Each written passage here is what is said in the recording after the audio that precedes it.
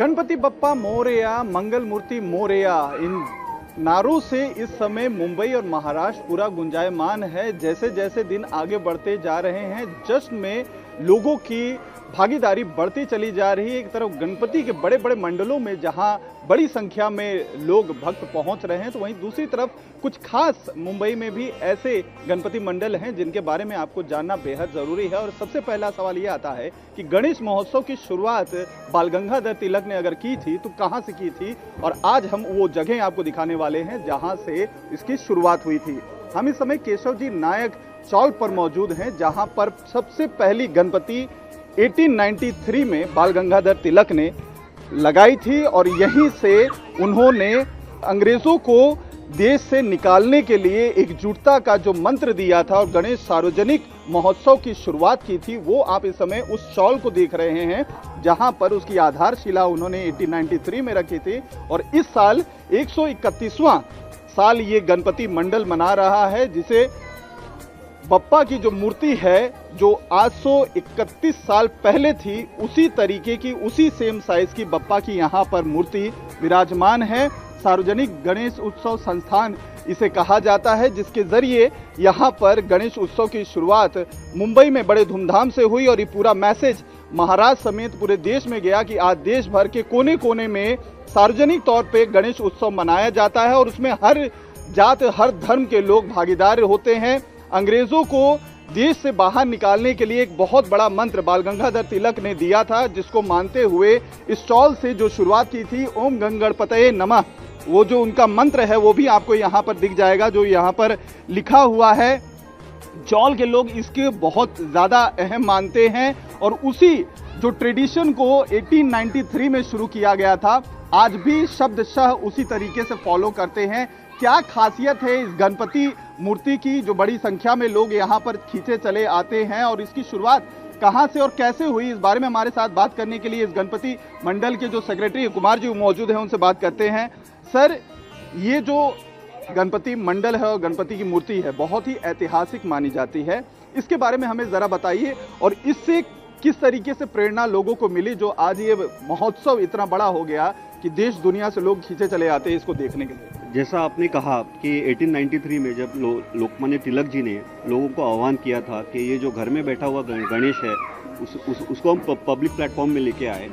गणेश जी ऐसी डेइटी है कि जिसको आप देखेंगे थे इंडिया में नॉर्थ से लेके साउथ तक और ईस्ट से लेके वेस्ट तक, और पूरी दुनिया में उसको डेइटी को मनाया जाता है। तो एक ऐसी डेइटी है कि जो कॉमन डेइटी आप जिसको बोल सकते हैं, जिसको सब पूछते हैं, तो ऐसी डेइटी को उन्होंने पब्लिक प्लेटफॉर्म में लेके आए, जिससे क्या हुआ कि एक प्लेटफॉर्म उपलब्ध हो गया लोगों के लिए कि हर जाति के, हर समाज के, हर पहलू के लोग यहाँ पे इकट्ठा होके अंग्रेज़ों के खिलाफ जो मैसेज पहुँचाना था, तो वो आसान हो गया। और जन जागृति के लिए भी ये बहुत बड़ा प्लेटफॉर्म लोगों के लिए उपलब्ध हो गया। तो तभी जो ट्रेडिशन थी, जो मूर्ति आपने जैसे कहा कि मूर्ति की साइज़ है, मूर्ति का आकार है, या फिर मूर्ति की जो बैठक है, वो 131 साल पहले थी, वही आज भी है। तो ये एक, उसे क्या कहते हैं, ये ट्रेडिशन मेंटेनेंस है।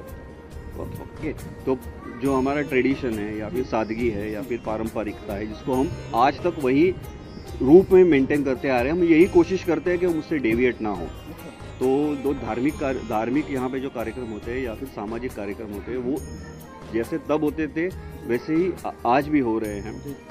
यहाँ पे ये प्लेटफॉर्म का जैसे एक उद्देश्य ये है कि तब अंग्रेज़ों के खिलाफ लोग इकट्ठा आए थे, आज जो लोग इकट्ठा आते हैं ये खुद की उन्नति के लिए आते हैं। यहाँ से बच्चों के लिए एक बहुत बड़ा प्लेटफॉर्म अवेलेबल हो जाता है कि उन्हें उनकी कला दिखाने का मौका मिल जाता है। हम जहाँ पे जो भी स्थानिक प्रोग्राम करते हैं वो स्थानिक लोगों से ही करवाते हैं, बाहर से हार्डली कोई आ जाता है। और ये एक मैनेजमेंट स्कूल टाइप है, यहाँ पे सबको सीखने को मिलता है।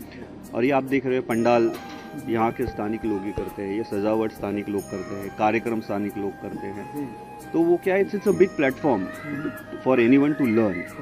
और क्या हो जाता है, साल में आजकल आपको तो पता है एवरीबडी इज बिजी, तो इस साल में एक ऐसा मौका आ जाता है कि सब एक साथ आ जाते हैं, अपने सुख दुख बांटते हैं, अपने इश्यूज शेयर करते हैं। तो उससे क्या हो जाता है, आइडिया शेयर करते हैं, तो उससे क्या हो जाता है, एक माहौल बदल जाता है। और उस माहौल से अगले एक साल गणपति आने तक जीने का एक आनंद मिल जाता है। अच्छा सर, इसमें मूर्तियों की आजकल बहुत सारी जो है चर्चा होती है। इको फ्रेंडली जो मूर्तियां होती हैं उनका एक बहुत ज़्यादा चलन निकला हुआ है। प्लास्टर ऑफ पेरिस के अचानक से बीच में ट्रेंड आ गया था, जिसकी वजह से जिस समय उनके विसर्जन होता है उसके बाद जो दृश्य देखने को मिलते हैं बहुत ज़्यादा उससे परेशानी होती है, जिसकी वजह से इको फ्रेंडली मूर्तियों का एक ट्रेडिशन चल गया है। इस मूर्ति की अगर हमें खासियत जाननी हो तो इसमें ऐसा क्या है ये जो सबसे अलग है?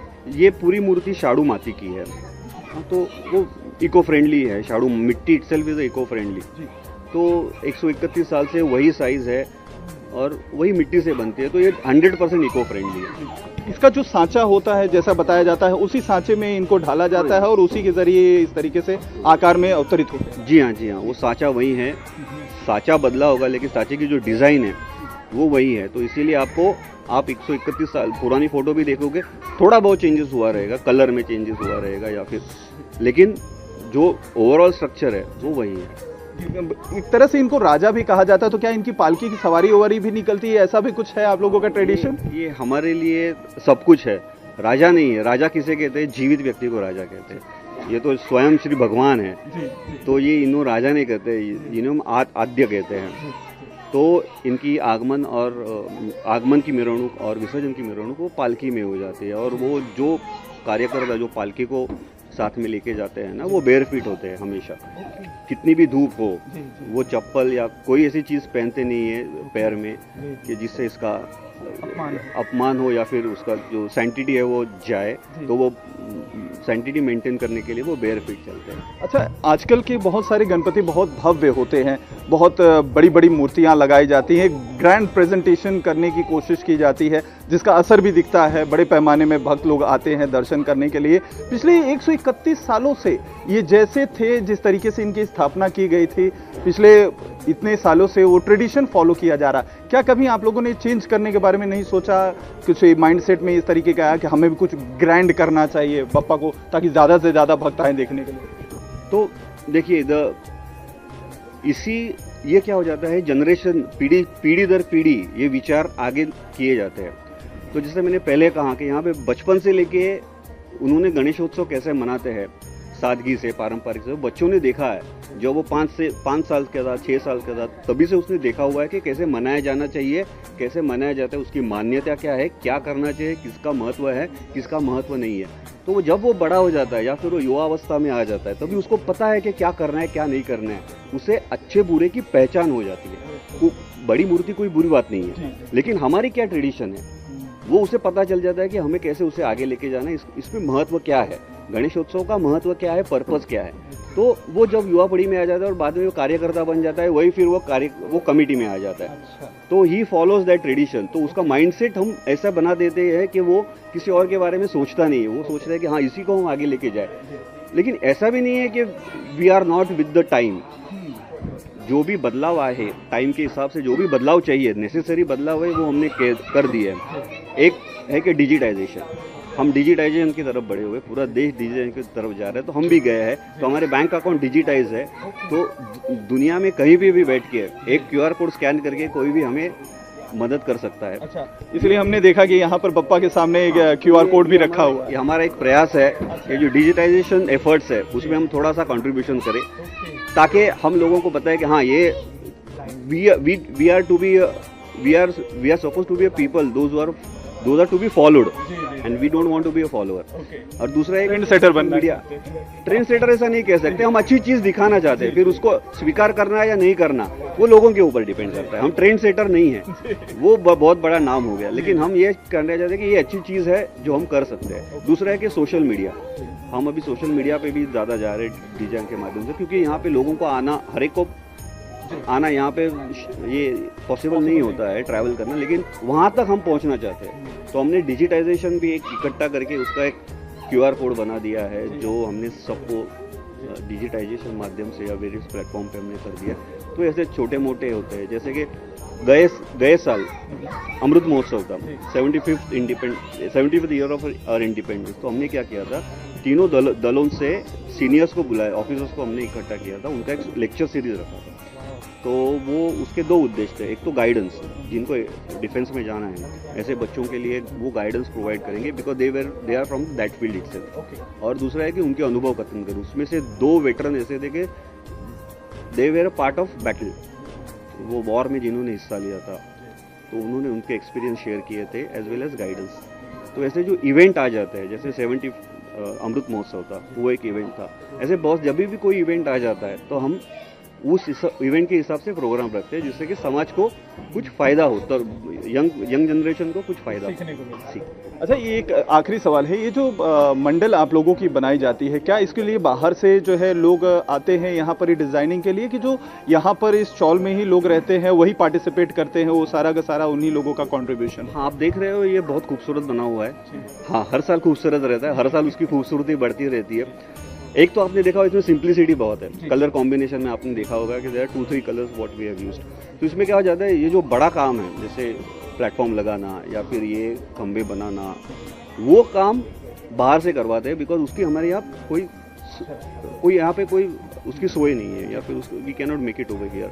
तो वहाँ उसके लिए सिर्फ बाहर से लोग आते हैं, लेकिन पूरा डिज़ाइन से लेके पूरा डिज़ाइन कैसे क्या होना चाहिए, कहाँ पे क्या लगना चाहिए, क्या कलर कॉम्बिनेशन होना चाहिए, वो हमारे कार्यकर्ता ही करते हैं। तो आखिरी टच ये जो ऊपर आप देख रहे हो ओम गण गणपते नमः, ये भी हमने ही लगाया हुआ, हमारे हाथ से लगाया हुआ, किसी बाहर से नहीं मिला। So it's what you can say this 100% contribution. जो काम हम नहीं करते वो नहीं करते, you have to accept that कि हमारे बस की बात नहीं है, तो लेट्स हायर समवन। लेकिन जो काम हम कर सकते हैं, why not, let's do it. तो देखिए, इतनी ज़्यादा इमोशनल अटैचमेंट है इस गणपति बप्पा के साथ, क्योंकि ये सबसे खास हो जाती है जहाँ से शुरुआत इस ट्रेडिशन की हुई है, उस ट्रेडिशन का जो मान सम्मान है उसको आगे लेकर चलना, उस फुटप्रिंट को फॉलो करना जो पिछले 3 दशकों से, या हम कहें 3 पीढ़ियों से चली आ रही है, उसको फॉलो करना और आने वाली पीढ़ियों को भी वही चीज़ हैंड ओवर करना जो इन्होंने सीखी है, उस चीज़ को यहाँ पर सख्ती के साथ फॉलो किया जा रहा है। और यहाँ पर खास तौर पर बच्चों को वो मैसेज देने की कोशिश की जाती है कि आपको अपने जीवन में क्या चीज़ें अच्छी सीखनी है और क्या चीज़ें बुरी होती हैं, इसके बारे में जानना आपको ज़रूरी है। और डिजिटाइजेशन की जहाँ तक बात है, तो नए समय के साथ, नए दौर के साथ, उसके साथ भी यहाँ पर तालमेल बिठाया जाता हुआ दिखाई दे रहा है। कैमरामैन सागर खड़े के साथ अतुल सिंह, इंडिया टीवी मुंबई।